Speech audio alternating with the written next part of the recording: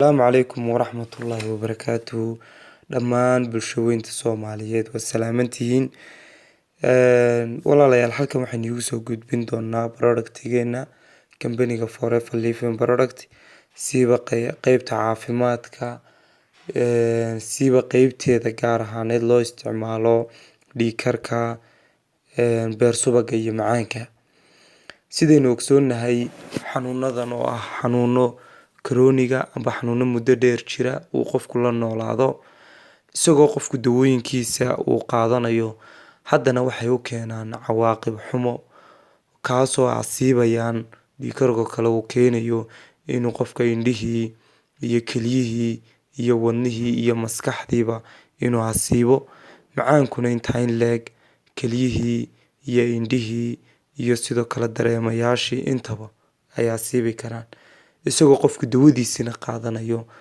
aad mar walbana aan maqlayno hebel macaankiiba ku kacay, dhiig karkiiba ku kacay, waxyaaba saas. Haddaba supplementigeenan isagoo qofku wuxuu ka caawinayaan in intaaba aynu kantaroolno oo cawaaqib xumaduu keenayeen lagaga hortagi karo. Waxay ka kooban yihiin 3 qaybood. 3daa qaybood waxaa ugu horeeya waxa weeye aloe vera gelka oo ah dacartiyo sharaaba, oo aad iyo aad ugu wanaagsan uur ku jirta, qashin saar fiican qofkii u sameynaysa, caloosha kale yara socodsiinaysa, dhiigana kantarooleysa oo hoos u dhigaysa. Kan ku xiga waxaa la yiraahdaa garlic and thyme. 2 qaybood buu ka kooban yahay, waa garlic oo toontiya iyo thyme oo ah geed la yiraahdo thyme.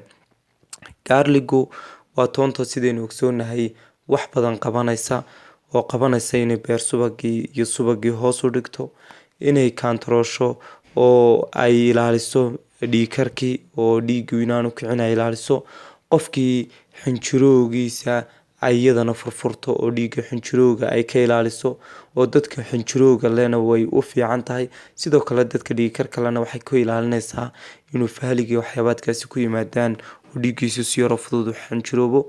Thyme-ka ugu dambeeya waxa weeyaan uu aad ugu fiican yahay waa qashin saare. Haddaba qeybtan dhiig karka productiga saddexaad amba supplementiga saddexaad waa Arctic Sea. Arctic Sea waxaa laga sameeyay saliidda kalluunka, waxaana si kale haddaynu dhigno loo yaqaanaa omega 3, faa'iidooyin badan leh, hoos u dhigta cholesterol-sha, waxay iyadu u wanaagsan tahay wadnaha iyo xididadiisa, maskaxda ayay u fiican tahay oo xasuusta hadday noqoto cognitive-ka iyo inuu qofku soo jeedo oo uu qof soo jeeda noqdo ayay aad ugu fiican tahay.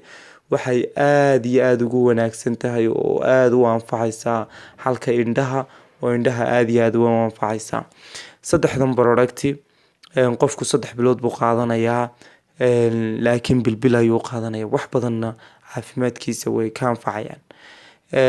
La talin ayuu u baahanayaa haddii gabadhu ay uur leedahay amba ilmo jaqsiinayso, waxay kala tashanaysaa qofka waqtul xaadirka productiga siinaya. Aad iyo aad baad mahadsantihiin. Productiga iyo product aad iyo aad u tayo sareeyaba waan haynaa. Assalaamu calaykum waraxmatullaahi wabarakaatuh.